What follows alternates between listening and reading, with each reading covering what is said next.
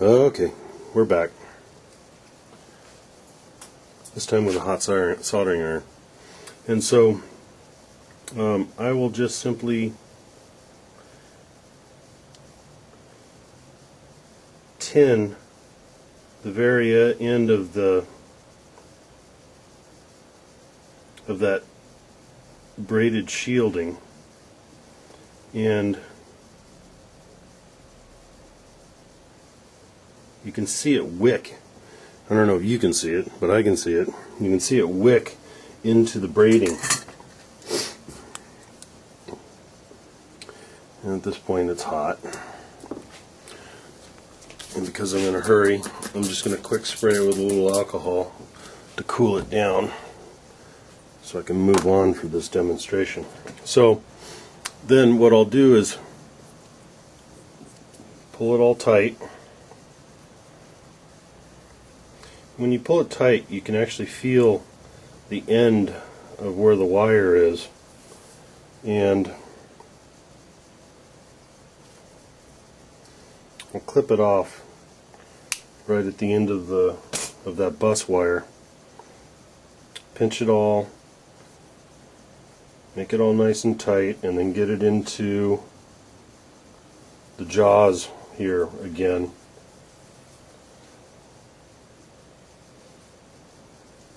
Get a little flux on there, and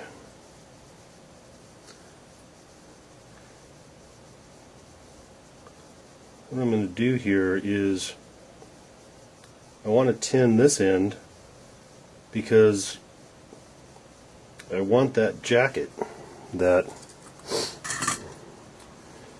shielded jacket, I want it to be tight at both ends, tight in the middle, and so it's kind of holding everything pretty firmly tight. Still a little bit warm. And what we end up with is the makings of a spark plug wire.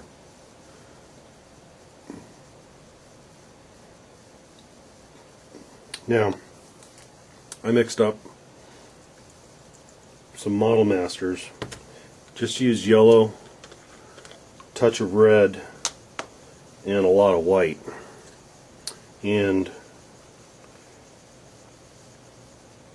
I just put this on with my fingers to give it that kind of, I didn't want it to be too heavy, because if the metal shows through just a little bit, then that in conjunction with this color I've got here kind of makes it look a little bit goldy, coppery, brassy, like in that picture of the full size. So that's how I made up the spark plug wires, and did that 36 times. And I needed 9 short ones to go into the front of the front cylinders, and then 9 medium length ones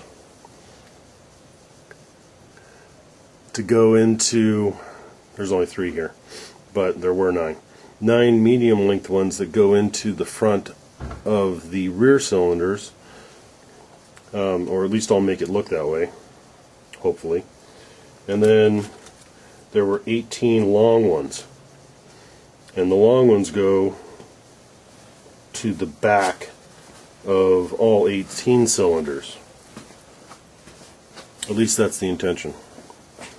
So once all those are made up, I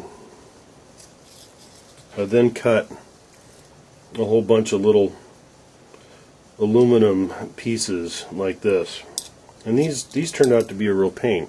You cut them and it leaves flash, aluminum flash on the inside and the outside diameter, OD and ID, and so you've got to come up with a variety of ways of holding them and different Dremel tools, but files and whatnot, to clean the flash out of the ID, clean the flash out of the OD, and give yourself a nice clean little collar And once I had those, I used some round nose pliers just to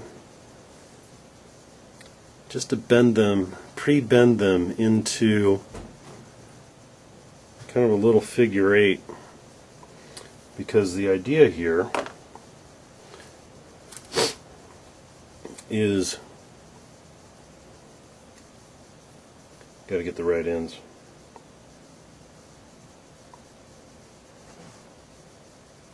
I don't want that piece. The idea here is this will slip on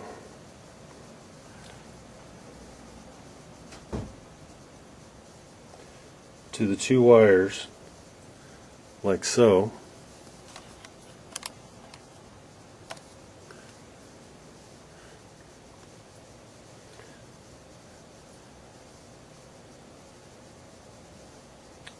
And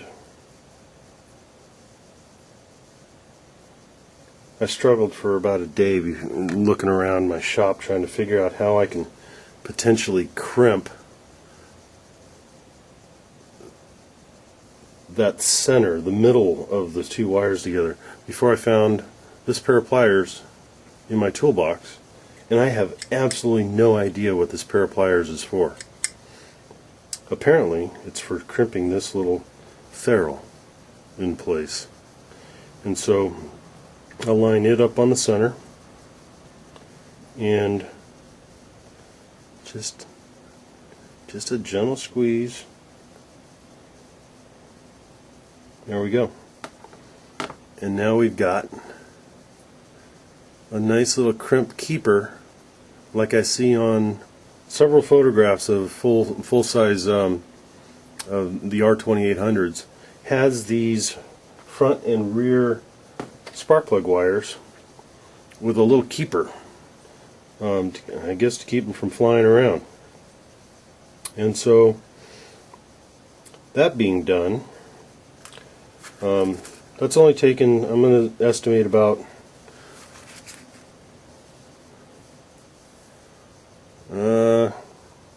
I think I'm pushing between 40 and 50 hours working on these stupid things right here. So anyway, now I've got them all together. I've got a couple more left to crimp, and then I can start installing them on the dummy motor.